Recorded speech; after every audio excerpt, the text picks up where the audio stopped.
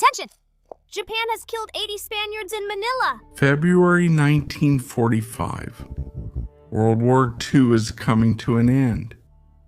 While the Allies advance on Berlin and the Marines fight island by island against Japan, in a corner of the Pacific, one of the wildest and most forgotten chapters of the conflict is being written. The setting, Manila. The victim, a theoretically neutral country, Spain. In the Spanish consulate, dozens of civilians, including women and children, take refuge from the chaos of battle. They believe their passport guarantees them safe passage, a shield against the madness of war. They were wrong. This is not just the story of a massacre. It's the story of how the fury over the bloodshed in Manila brought Franco's Spain to the brink of declaring war on Japan, and how the world preferred that this story be forgotten.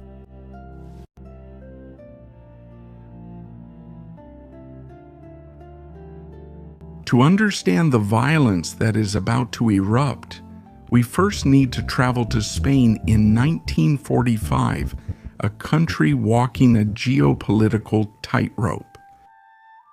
Franco's Spain had survived its own civil war, but now it faced an even more complex challenge: surviving the World War. For years, Franco played a dangerous game.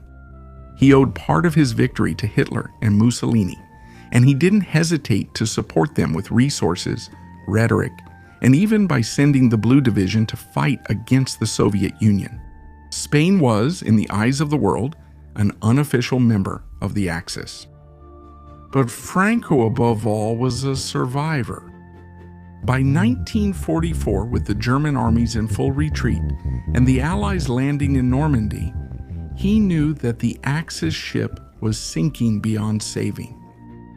His absolute priority changed.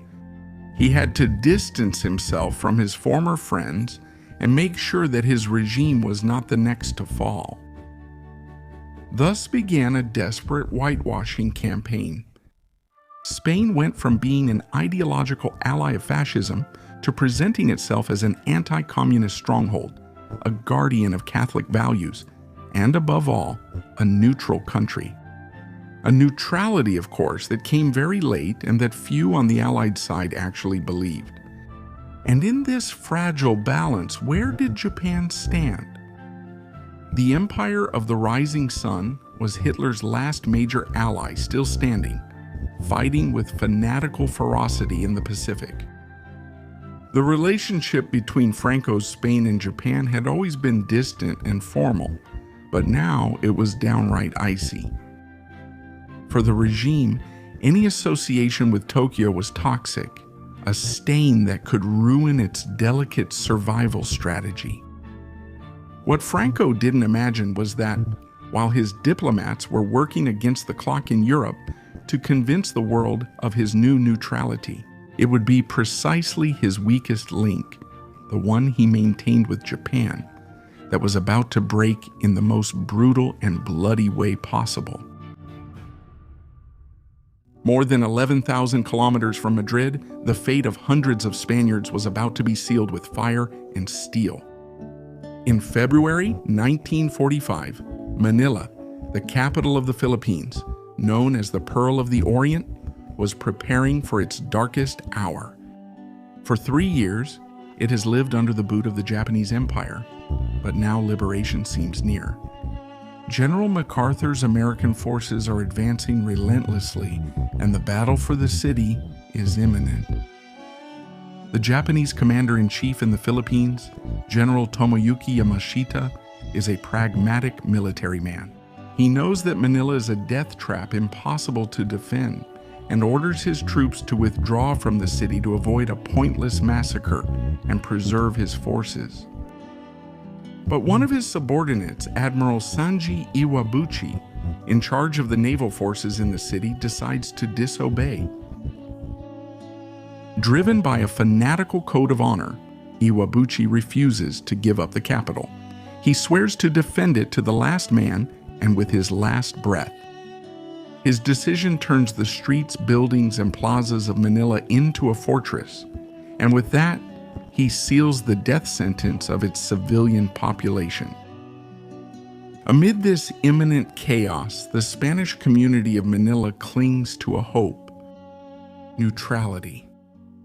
Many were descendants of the families who had governed the island for centuries. Others were religious figures, businessmen, and officials. Their meeting point and natural refuge was the Spanish consulate.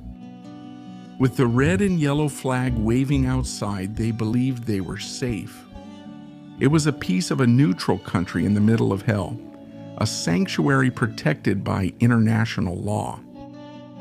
It was a fatal miscalculation. When the battle for Manila broke out, the city became one of the worst scenes of urban combat in the entire war. Iwabuchi's soldiers, knowing they were doomed, unleashed an orgy of violence against the Filipino population. And in their madness, the Spanish flag was not a shield, but a target. The Japanese soldiers stormed the consulate. They weren't looking for soldiers or weapons. They were looking for victims. Neutrality meant nothing to them.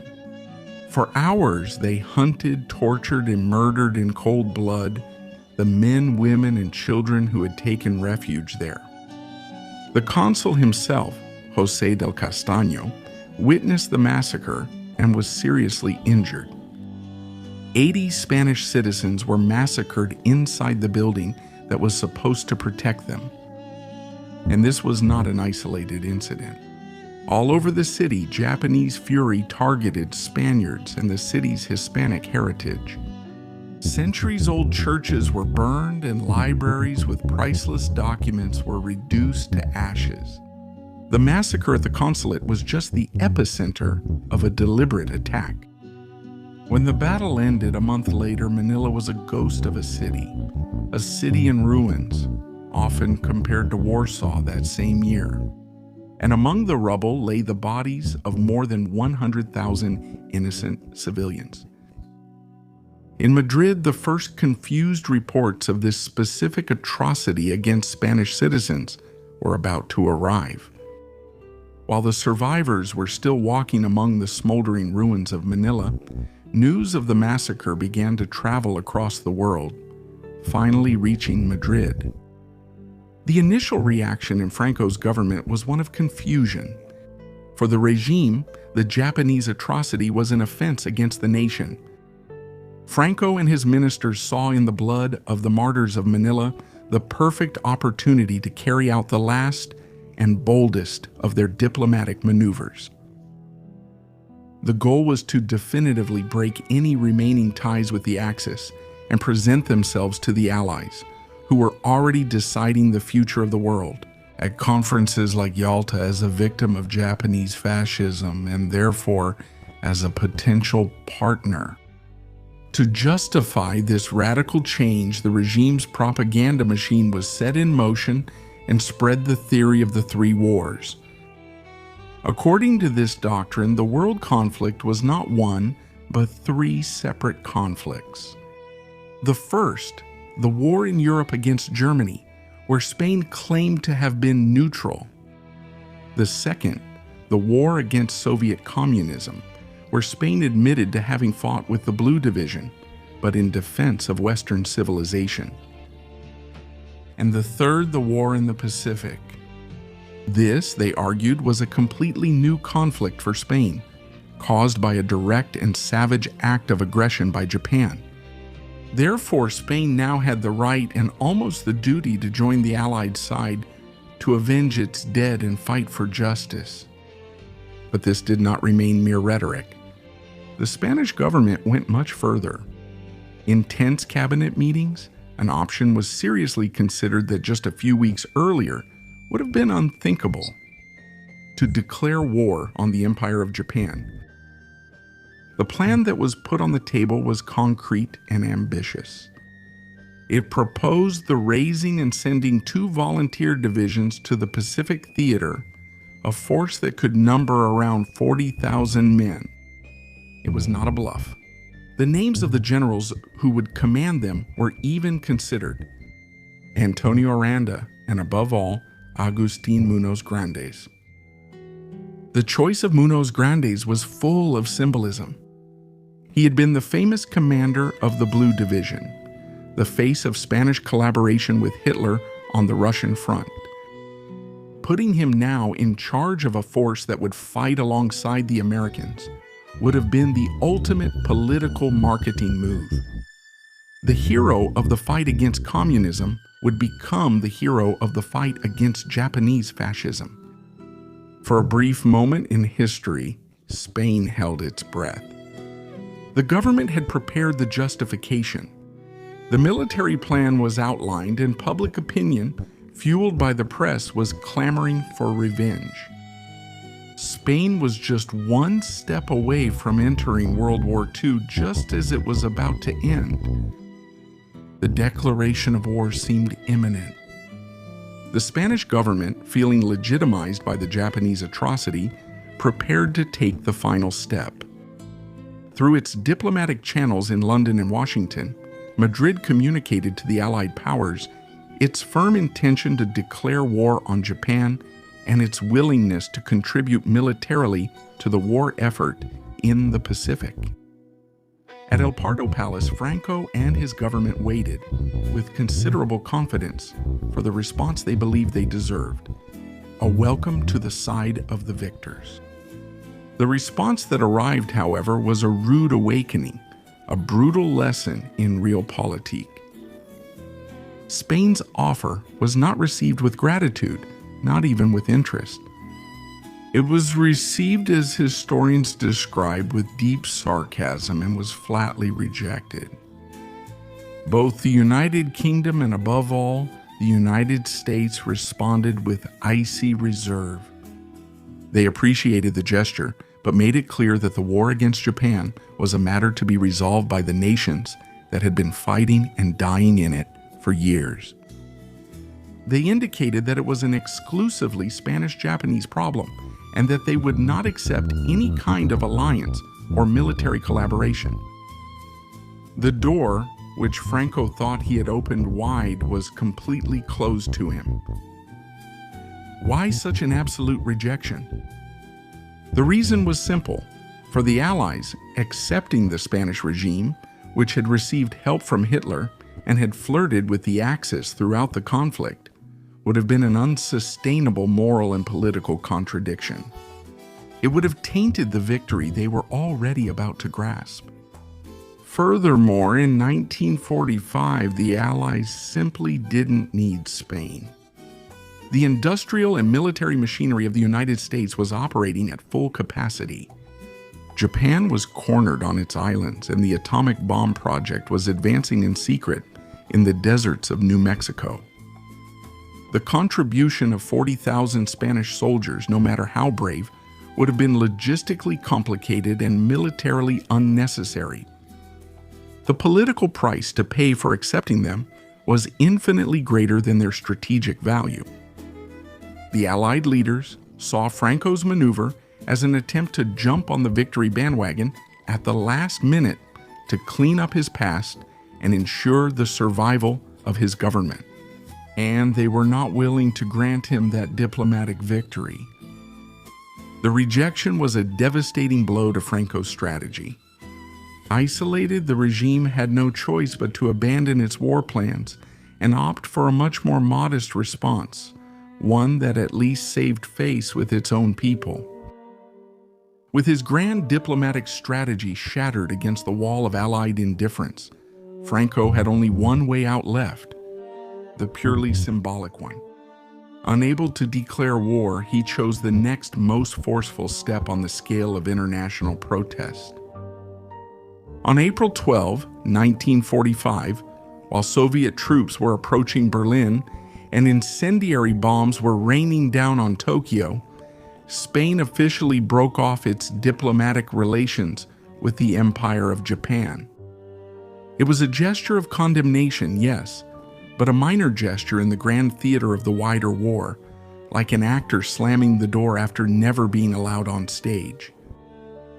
While politicians and diplomats were closing this chapter, the real tragedy continued in Manila for the survivors of the Spanish community. They had lost everything: their homes, their businesses, their memories, and, in too many cases, their loved ones. They wandered through a devastated city, de facto stateless in a land that had been their home for generations, now destroyed. It was then that the Spanish state carried out its most direct and humane action. A rescue mission was organized. 2 Navy ships, the training ship Juan Sebastian Elcano and the cruiser Legazpi, were sent to the Philippines. Their mission was not military but humanitarian, to bring aid and, above all, to offer a passage back to Spain to the hundreds of Spaniards who had been left with nothing. For many of them, it would be a journey to a homeland they only knew from the stories of their parents and grandparents. A few months later, in August 1945, Japan surrendered unconditionally after the explosion of the 2 atomic bombs. The war was over. Admiral Iwabuchi, the officer who disobeyed orders and orchestrated the Manila Massacre, did not survive the battle. He took his own life at his command post. General Yamashita, his superior who had ordered the evacuation of the city, was captured, tried for the war crimes committed by his subordinates, and executed in a legal process that remains controversial to this day. What about the massacre at the Spanish consulate? What became of it? Did it fall through the cracks of history? For the global narrative of World War II, with its millions of deaths and the Holocaust, the killing of 80 citizens from a neutral country was just a footnote. And for Franco's own Spain, once the political gambit failed, the story served as internal propaganda, as a tale of martyrs. But its international echo faded away.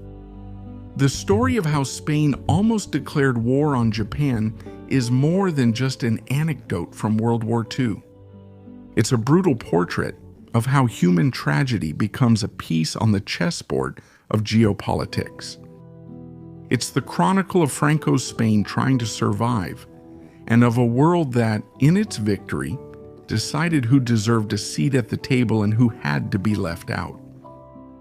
It reminds us that in total wars, neutrality is often a fragile illusion, and that a country's passport is not always a shield. But above all, behind Franco's calculations and the cold refusals of the Allies, the real story remains.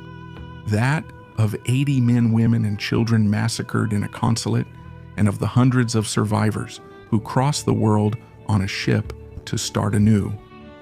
The Manila Massacre is a reminder that the smallest and most forgotten pages of history are often the ones that contain the most terrible and, at the same time, the most deeply human lessons.